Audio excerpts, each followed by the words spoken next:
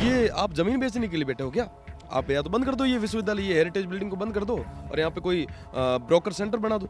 आप तो दलाली तो कर ही रहे हो ना, प्रशासन का तो करूंगा ही और साथ में विधानसभा का घेराव करूंगा और आप सब वहाँ पे जिम्मेदार होंगे। लाइन सर वहाँ पे खड़ा करवाऊंगा आपको, क्योंकि ये यूनिवर्सिटी मेरी है और उसको बेचने नहीं दूंगा मैं। यूनिवर्सिटी के अंदर यूनिवर्सिटी की जो जमीन होती है वो डीएलसी रेट में नहीं जाती, वो ऑक्शन रेट में जाती है, जिसकी 4 गुना ज्यादा होती है। 1600 करोड़ जिसकी रेट थी उसको 400 करोड़ में ये सेटल करके एक बहुत बड़ा स्कैम करने वाले थे। 1200 करोड़ का घोटाला था साहब। मेरे रहते हुए मेरे कार्यकाल के अंदर अगर ये जमीन चली जाती तो इससे बड़ा काला धब्बा मेरे कार्यकाल पे कुछ नहीं हो सकता था। तो मुझे तो ये लड़ाई लड़नी थी। हाल ही में जोधपुर विश्वविद्यालय में जमीन विवाद को लेकर छात्रों ने जबरदस्त प्रदर्शन किया और उसकी अगुवाई कर रहे थे जेएनयू के अध्यक्ष रविंद्र सिंह भाटी। और आखिर सरकार को झुकना पड़ा और सरकार को अपना फैसला वापस लेना पड़ा। आखिर क्या था पूरा मामला, हम जानते हैं कि किस तरीके से इस दौरान छात्रों पर लाठीचार्ज हुआ और लगभग 7 दिन तक ये प्रदर्शन चला। और रविंद्र सिंह भाटी से जानते हैं कि आखिर क्या था पूरा विवाद और किस तरीके से छात्रों पर पुलिस ने लाठियां बरसाई और किस तरीके से पूरा मामला था। रविंद्र सिंह जी, सबसे पहले तो ये बताइए कि जिस वक्त सरकार ने ये आदेश जारी किया था उस वक्त आपका क्या रिएक्शन था और आपके मन में क्या बात आई?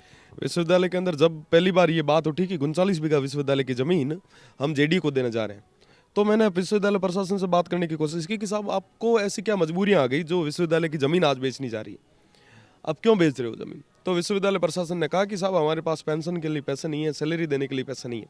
मैं आपको बताना चाहूँगा कि 110 करोड़ रुपए विश्वविद्यालय के बच्चों की फीस आती है, उसके अलावा जो भी रूसा का बजट है या यूजीसी का बजट है या कई सारे ऐसे बजट आते हैं, जिसकी वजह से मुझे नहीं लगता कि विश्वविद्यालय को पैसों को लेकर कहीं ना कहीं कमी आती होगी। पर जब मैंने सिंडिकेट के अंदर एजेंडों को देखा गया, मैं आपको बताना चाहूँगा कि सिंडिकेट और एकेडमिक काउंसिल के अंदर स्टूडेंट्स को लेकर कभी ये मुद्दे को नहीं रखते, क्योंकि ये सिर्फ सिंडिकेट उसलिए रखते हैं कि साहब हमारे जो घोटाले हैं उनको हम सेटल कर सकें। एकेडमिक के अंदर वो आज तक एकेडमिक काउंसिल के अंदर एकेडमिक कैलेंडर की बात नहीं हुई।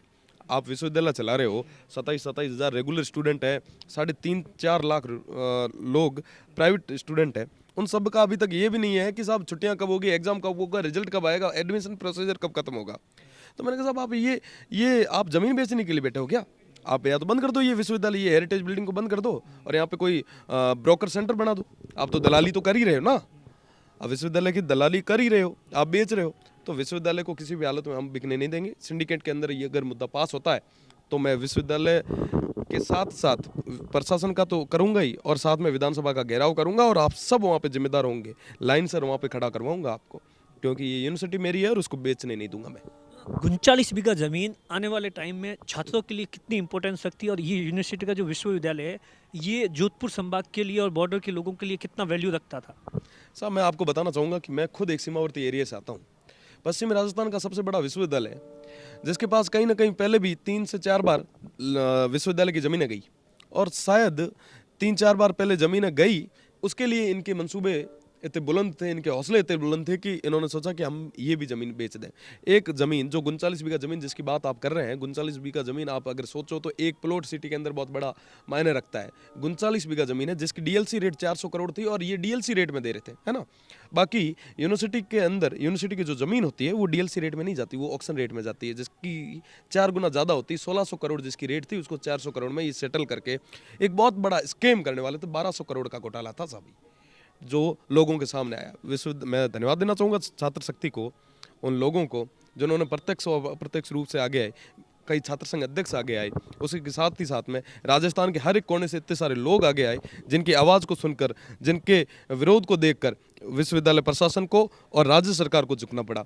बाकी तो ये ज़मीन तो जा ही रही थी, इस ज़मीन को बचाने के लिए मेरा कर्तव्य है, मैं मेरे धर्म की पालना कर रहा था कि साहब मुझे ये ज़मीन बचानी है। ये विश्वविद्यालय अगर मेरे रहते हुए मेरे कार्यकाल के अंदर अगर ये ज़मीन चली जाती तो इससे बड़ा काला धब्बा मेरे कार्यकाल पे कुछ नहीं हो सकता था। तो मुझे तो ये लड़ाई लड़नी थी, पर प्रत्यक्ष और अप्रत्यक्ष रूप से मैं आपको बताना चाहूँगा कि पूरा राजस्थान इसके अंदर कूद पड़ा और यही हमारी जीत है, उन सब की जीत है जिन्होंने प्रत्यक्ष और हाँ वो अलग बात है कि विश्वविद्यालय ने स्टूडेंट्स को दबाने के लिए कई सारी लाठीचार्ज करवाए, मुकदमे दर्ज करवाए। लाठीचार्ज की बात करते हैं तो बताइए कि जिस तरीके से हमने आपका वीडियो देखा था जब आपको पुलिस वैन के अंदर बिठाकर ले जाया जा रहा, उस वक्त आप कह रहे थे कि आप मुझे लाठियां मारो, वो क्या था पूरा दृश्य, उस वक्त के क्या हालात थे? साहब मैं आपको बताना चाहूँगा कि वहाँ पर मुझे जहाँ तक लग रहा है कि उस दिन जोधपुर पूरी की पुलिस वहाँ थी, कमिश्नर साहब खुद हमारे वहाँ पे मॉनिटरिंग कर रहे थे। मैंने उनको पूछा कि ये विश्वविद्यालय के विद्यार्थी हैं, कोई AK-47 लेके थोड़ा ना यहाँ पे बैठे हैं। आप अगर लोकतंत्र के अंदर विरोध करना अगर गलत है, अपनी जमीन को बचाना अगर गलत है, अपने हक के लिए लड़ना अगर गलत है, तो बिल्कुल हम गलत हैं। पर अगर सही है तो हमसे आके बात करे विश्वविद्यालय प्रशासन। हम तो यही चाह रहे थे ना कि विश्वविद्यालय प्रशासन आके बात करे और ये जमीन किसकी है? ये उन तमाम छात्रों की जमीन है। इन तमाम विश्वविद्यालय के अंदर जो बैठे हुए कर्मचारी है, जो 40-40, 50-50 साल से जो काम कर रहे हैं, उनके आंखों के अंदर आप उनका दर्द देख सकते हो। वो उस गेट पे खड़े थे पर अंदर जाके बोल नहीं सक रहे थे, बोल नहीं पा रहे थे वो लोग। मुझे पता है वो अंदर जो ब्यूरोक्रेट्स कहीं ना कहीं बैठे थे, वो 2 साल या 3 साल के लिए आते हैं, जमीन बेची और अपने घर चले जाते हैं।